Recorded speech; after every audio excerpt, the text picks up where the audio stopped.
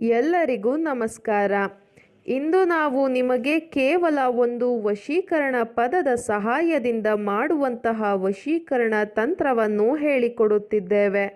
ಈ ತಂತ್ರವನ್ನು ಮಾಡುವ ಮೂಲಕ ನೀವು ಇಷ್ಟಪಟ್ಟ ಸ್ತ್ರೀ ಅಥವಾ ಪುರುಷ ಅಥವಾ ಯಾರನ್ನು ಬೇಕಾದರೂ ಸಹ ನಿಮ್ಮ ಕೈವಶ ಮಾಡಿಕೊಳ್ಳಬಹುದು.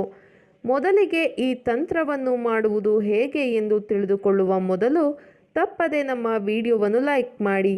ಹಾಗೂ ನೀವಿನ್ನೂ ನಮ್ಮ ಚಾನಲನ್ನು ಸಬ್ಸ್ಕ್ರೈಬ್ ಮಾಡಿಲ್ಲ ಅಂದರೆ ಈ ಕೂಡಲೇ ಸಬ್ಸ್ಕ್ರೈಬ್ ಬಟನ್ ಮೇಲೆ ಕ್ಲಿಕ್ ಮಾಡಿ ಮತ್ತು ಪಕ್ಕದಲ್ಲೇ ಬರೋ ಬೆಲ್ ಐಕಾನ್ ಮೇಲೆ ಕೂಡ ಕ್ಲಿಕ್ ಮಾಡಿ. ಮೊದಲಿಗೆ ಒಂದು ವೈಟ್ ಪ್ಲೇನ್ ಪೇಪರ್ ಮೇಲೆ ಬ್ಲ್ಯಾಕ್ ಮಾರ್ಕರ್ ಪೆನ್ನನ್ನು ಬಳಸಿ ಯಾನೂರ್ ಅಂತ ಬರೆದುಕೊಳ್ಳಿ. ಇದು ಬಹಳ ಶಕ್ತಿಶಾಲಿ ವಶೀಕರಣ ಪದವಾಗಿದೆ.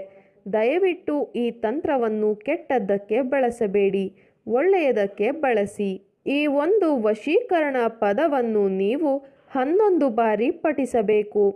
ನೀವು ಈ ಪದವನ್ನು ಪಠಿಸಬೇಕಾದರೆ ನೀವು ಯಾರನ್ನು ನಿಮ್ಮ ಕೈವಶ ಮಾಡಿಕೊಳ್ಳಬೇಕು ಅಂತ ಇರ್ತೀರಾ ಅವರ ಚಿತ್ರವನ್ನು ನಿಮ್ಮ ಮನಸ್ಸಿನಲ್ಲಿಯೇ ನೆನಪಿಸಿಕೊಳ್ಳುತ್ತಾ ಅವರ ಹೆಸರನ್ನು ಕೂಡ ಮನಸ್ಸಿನಲ್ಲಿಯೇ ನೆನಪಿಸಿಕೊಳ್ಳಬೇಕು.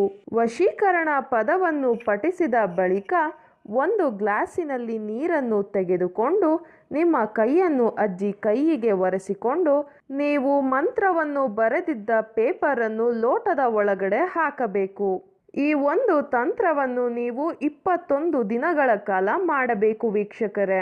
ಈ ರೀತಿಯಾಗಿ ನೀವು ಮಾಡುವುದರಿಂದ ನೀವು ಇಷ್ಟಪಟ್ಟ ಯಾರನ್ನಾದರೂ ಕೂಡ ನಿಮ್ಮ ಕೈವಶ ಮಾಡಿಕೊಳ್ಳಬಹುದು.